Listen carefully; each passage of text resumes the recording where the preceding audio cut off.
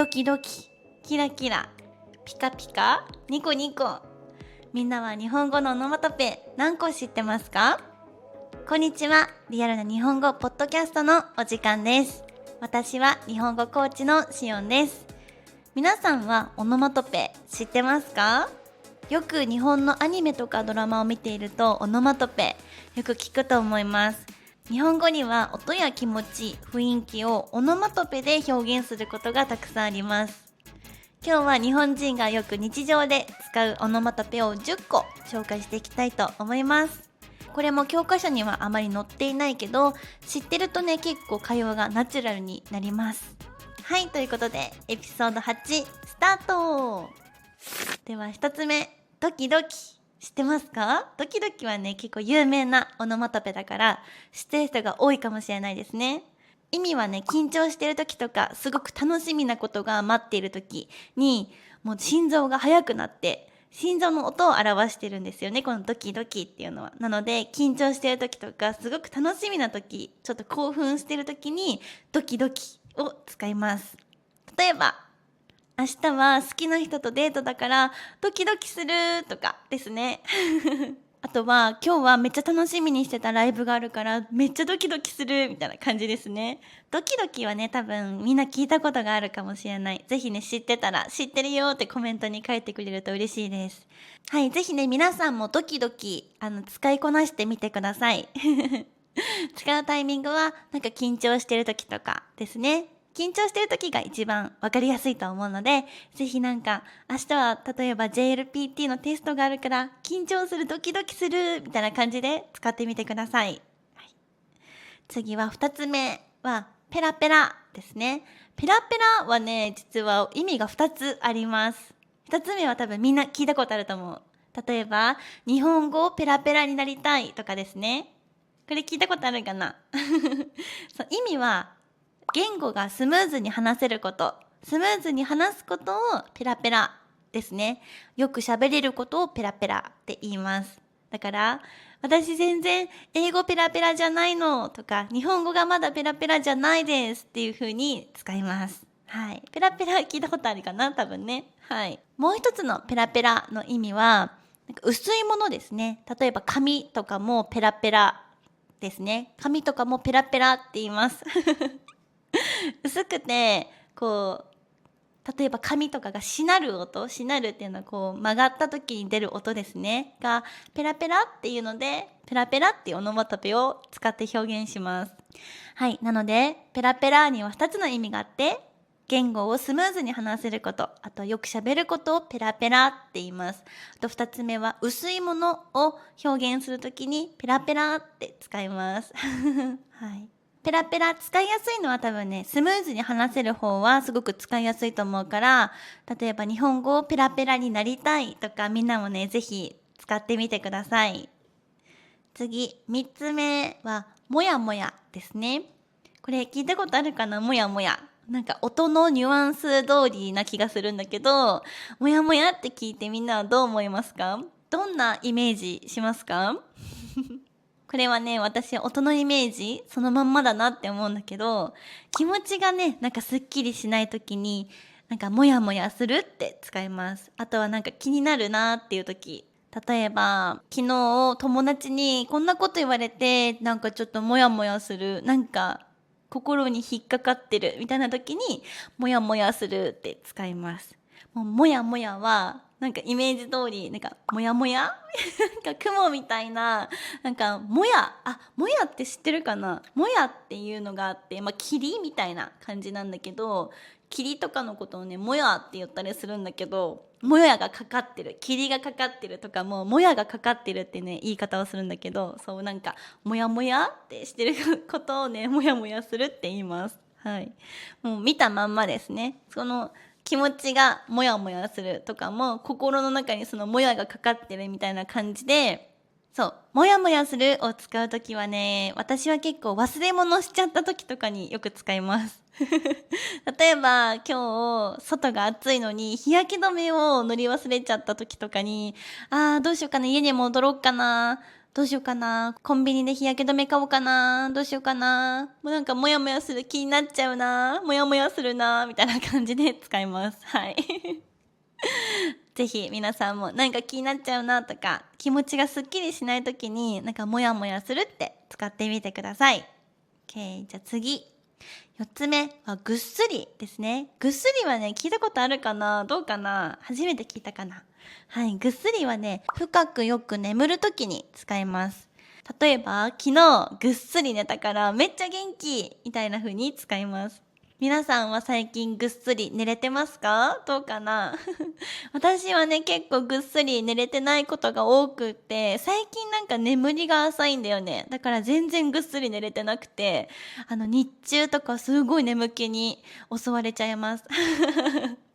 はい、こんな感じで自然とね、使っています。ぐっすり。ぜひね、友達とかに、今日はぐっすり寝れたとか、日本語を教えてもらってる先生とかにもぜひ聞いてみてください。昨日はぐっすり眠れましたかってぜひね、使ってみてね。はい。じゃあ次、5つ目はキラキラですね。キラキラは聞いたことあるかな？アニメとかでね、よく出てきますね。キラキラはね、なんか輝いてるって感じですね。なんか光ってて綺麗みたいな感じですね。例えば、夜景がキラキラしてて感動したみたいな時に使います。もうキラキラはなんか光ってる時とかに使いますね。人に対しても使ったりします。あの人すごいキラキラだよねみたいな。なんか目立ってる感じですね。実際に光を放ってるわけではなくて、なんか存在がキラキラしてるみたいな時に使います。例えば、人にキラキラを使う時は、なんかこの人はいつも笑顔で元気はつらつでなんかすごいキラキラしてる人だよねみたいな風に使います。物理的にねその人から光が出てるわけではないんですけど、なんか輝いてるオーラが見える時にキラキラっていうオノマトペを使います。次6つ目はイライラですね。イライラは聞いたことある？どうかな？音のイメージで言うとなんかねイライラって感じなんだけど、これは怒りとかストレスでめっちゃ落ち着かないって感じ。例えば今日はもうめっちゃ寝不足でなんか全然寝れてないからイライラするみたいな感じですね。はい。あとは渋滞、道がね渋滞してて全然進まないからイライラするみたいな時に使います。イライラするはね結構ね多分日常で日本人よく使ってると思います。ぜひみんなもなんかストレスで落ち着かないなって時にイライラする使ってみてください。はい、次7個目はニコニコですね。ニコニコは聞いたことある？どうかな？はい、ニコニコはね笑顔でいることですね。笑顔でいたりとか、あとは機嫌がいいことですね。例えば私の友達はいつもニコニコしてますとかですね。はい。とか、赤ちゃん見た時とかに、わあ、すごいニコニコで可愛いね、みたいな赤ちゃんがすごい笑ってて可愛い時に使ったりもします。はい。ニコニコ。ぜひね、みんなもニコニコ毎日笑ってると、ハッピーな気持ちになれると思うので、ぜひニコニコしてください。はい。そんな感じ。じゃあ次、8個目ですね。8個目はピカピカですね。ピカピカも聞いたことあるかな？多分ピカピカはねめっちゃ有名だと思う。そう、みんな多分知ってると思うんだけど、ポケットモンスターのピカチュウだね。ピカチュウがよくピカピカって言ってるよね。そう、その名の通りピカピカ、これもちょっとキラキラと似てるんだけど、光ってるみたいな時のことをピカピカって言いますね。例えばライトがピカピカ光ってるとかですね。はい、使います。綺麗な様子、例えばこのテーブルすごいピカピカめっちゃ綺麗みたいな時にも使うし、あとは新品、なんか新しいものとかにもなんかピカピカですねって使ったりします。このスニーカーピッカピカでしょみたいな。このスニーカー新品でピカピカなんだみたいな感じで使ったりします。はい。あとはこう拭いた時に綺麗になったりとか、磨いた時に綺麗になることをピカピカになったとかって言ったりもします。はいですね。なのでピカチュウもピカピカって言ってるのは光ってるからですね。ピカチュウは雷で光ってるのでピカピカって言ってますね。はい。みんな知ってたかな？ピカピカは。はい。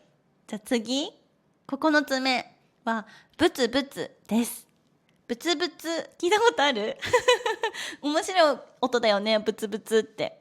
はい、これはね、2つ意味があります。ブツブツ。1つ目は、ブツブツしてる。例えば、今私ここにね、ニキビできちゃったんだけど、ブツブツになっちゃったんだよね、みたいな感じ。でも実際にね、今ちょっとできてるんだけど、あとはキュウリとかね、キュウリとかイメージしたらわかると思うんだけど、キュウリの表面、あれはブツブツしてますね。なんか、ブツブツって出てるよね。なんか突起って言うんだけど、尖ってるものが出てるよね。あれをブツブツって言ったりします。はい。あと肌にね、こうやってニキビができちゃった時とかに、肌にブツブツできたって言ったりします。はい、今ちょっと実際にできちゃってるんだけどね。はい、そんな感じです。あとは、二つ目の意味は、小言を言うことです。小言ってなんだよって感じだよね。小言でなんか文句をね、ちょっと言ってる感じなんだけど、なんか小さい声、小言っていうのは小さい声のことなんだけど、小さい声でなんか文句を言ってる時、不満を言ってる時に言います。例えばなんか、友達がブツブツ言ってたよみたいな、ブツブツ文句言っててさ、みたいな時に使います。なんか文句言ってる時とかに、ブツブツって言ったりしますね。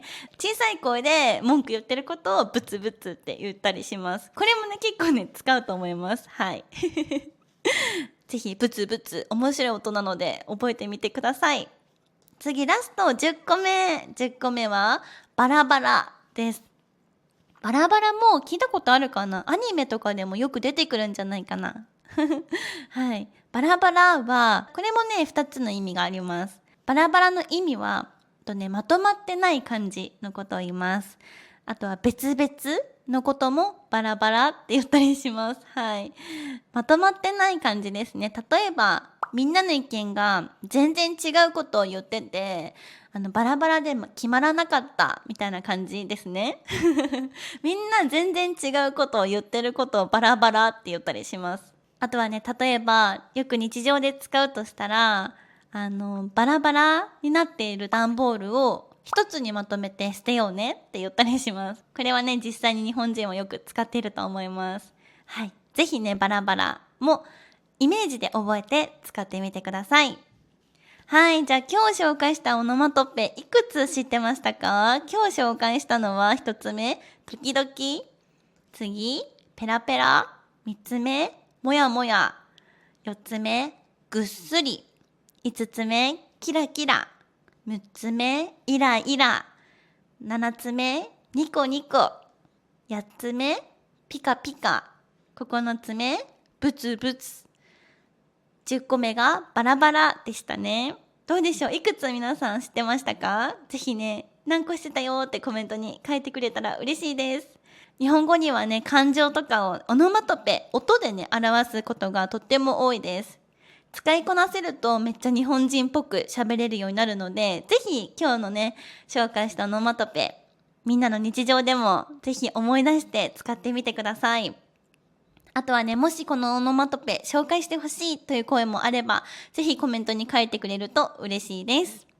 はい。このポッドキャストでは今後もリアルな日本語をどんどん紹介していきますので、ぜひチャンネル登録して次の動画を待っていてください。では次回のエピソードでまたお会いしましょう。またねー。